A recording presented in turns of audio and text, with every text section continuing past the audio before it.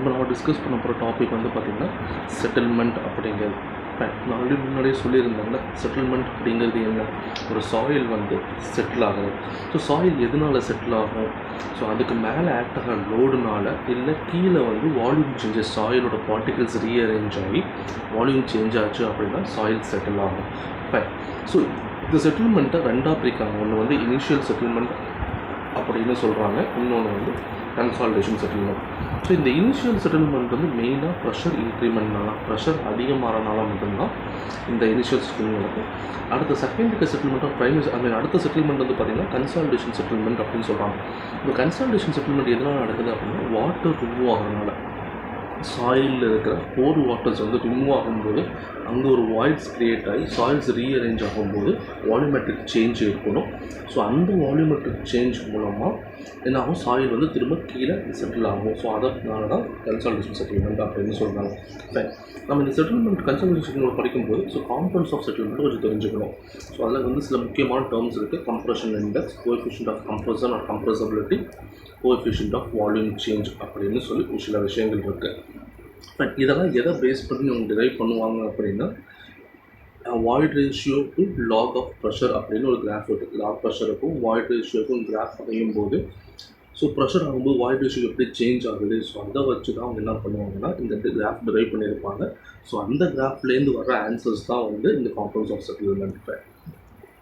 So இப்போ நம்ம முக்கியமாக பார்க்க போகிறது என்னன்னா Terzaghi's theory of one dimensional consolidation அப்படிங்கிற தியரி. ஸோ டெசார்கி என்ன பண்ணியிருக்காங்க அப்படின்னா ஒன் டைமென்ஷனல் கன்சாலிடேஷன் எப்படி நடக்கும், ஸோ அதுக்கான டெரிவேஷன்ஸ் தான் டிரைவ் பண்ணியிருக்காரு.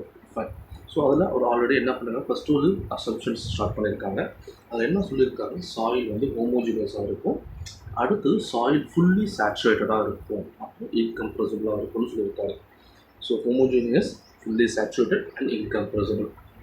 அடுத்து என்ன சொல்கிறாங்கன்னா deformation is due to change in volume.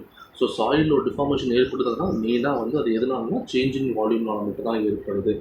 அடுத்து என்ன சொல்கிறாங்க, டார்சிஸ் லா வந்து வேலிடாக இருக்குது அப்படின்னு சொல்லிட்டாரு. ஸோ அதுக்கு அடுத்தவங்க என்ன அஸ்யூம் பண்ணுறாங்க அப்படின்னா கோஎஃபிஷியன்ட் ஆஃப் பெர்மியபிலிட்டி வந்து கான்ஸ்டன்ட், அப்புறம் load is applied in one direction, அதே டைரக்ஷன் தான் டிஃபார்மேஷன்ஸும் நடக்குது அப்படின்னு சொல்லி கன்க்ளூட் பண்ணுறாங்க, அசம்ட் பண்ணுறாங்க.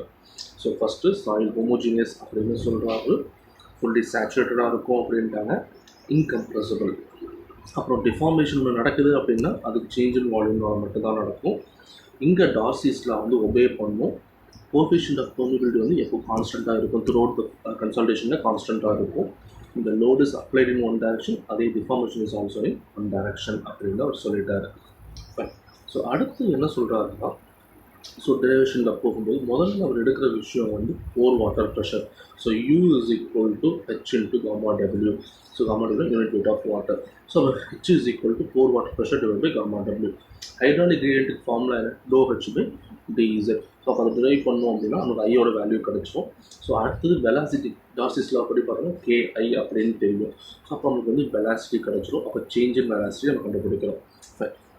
இங்கே நம்ம என்ன பண்ணுறோம்னா சேஞ்ச் இன் வெலாசிட்டி வந்து டார்சி, அதாவது ஃபோர்ஸ் ப்ரெஷர் வச்சு சேஞ்ச் இன் வெலாசிட்டி கண்டுபிடிச்ச பிறகு நம்ம காம்பவுண்ட்ஸ் ஆஃப் செட்டில்மெண்ட்டில் பார்த்தோம்ல, ஸோ அதை பேஸ் பண்ணி அவங்க என்ன பண்ணுறாங்கன்னா சேஞ்ச் இன் வெலாசிட்டி கண்டுபிடிக்கிறாங்க. ஸோ நம்ம ரெண்டு விதமான சேஞ்ச் இன் வெலாசிட்டி கண்டுபிடிக்கிறோம். ஒன்று வந்து போர் வாட்டர் ப்ரெஷரை பேஸ் பண்ணி ஒரு சேஞ்ச் இன் வெலாசிட்டியும், அதே மாதிரி நம்ம காம்பவுண்ட்ஸ் ஆஃப் செட்டில்மெண்ட்டை யூஸ் பண்ணி ஒரு சேஞ்ச் இன் வெலாசிட்டி கண்டுபிடிக்கும். இப்போ இந்த ரெண்டு சேஞ்ச் இன் வெலாசிட்டியை நம்ம ஈக்குவேட் பண்ணும்போது நம்மளுக்கு என்ன வரும் அப்படின்னா dou u by dou t is equal to minus k by mv gamma w into dou square by dou z square அப்படின்னு வரும். ஸோ இதுதான் வந்து நம்மளுடைய basic Terzaghi's one dimensional equation of consolidation அப்படின்னு. இப்போ அடுத்து அவர் என்ன சொல்கிறார் அப்படின்னா, ஸோ இது relates the rate of, so இது என்ன ரிலேட் பண்ணுது அப்படின்னா, so the rate of change of excess hydrostatic pressure. So rate of change of excess hydrostatic pressure, rate of change of excess hydrostatic pressure to the rate of change of excess pore water pressure to the pore water from unit volume of soil. So hydrostatic pressure வந்து ஒரு unit volume of சாயிலில் வந்து எவ்வளோ போர் water pressure change ஆகுது அப்படிங்கிறத இது relate பண்ணுது அப்படின்னு சொல்கிறாங்க. புரிஞ்சுங்களா? So rate of change of excess hydrostatic pressure to rate of change of excess pore water pressure from unit volume of soil. ஒரு யூனிட் வால்யூம் ஆஃப் சாயிலில் ஸோ அதை தான் வந்து கீழே கொடுத்துருக்கார். dou u by dou t is equal to cv into dou square u by dou z square. So cv is equal to k by mv into gamma w. இது coefficient of consolidation. cv is a coefficient of consolidation. Fine.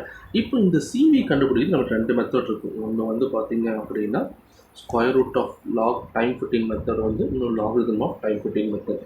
So இந்த ரெண்டு time fitting methods வச்சு நம்ம என்ன பண்ணலாம், coefficient of கன்சாலிடேஷன்ஸ் நம்ம கண்டுபிடிக்கலாம்.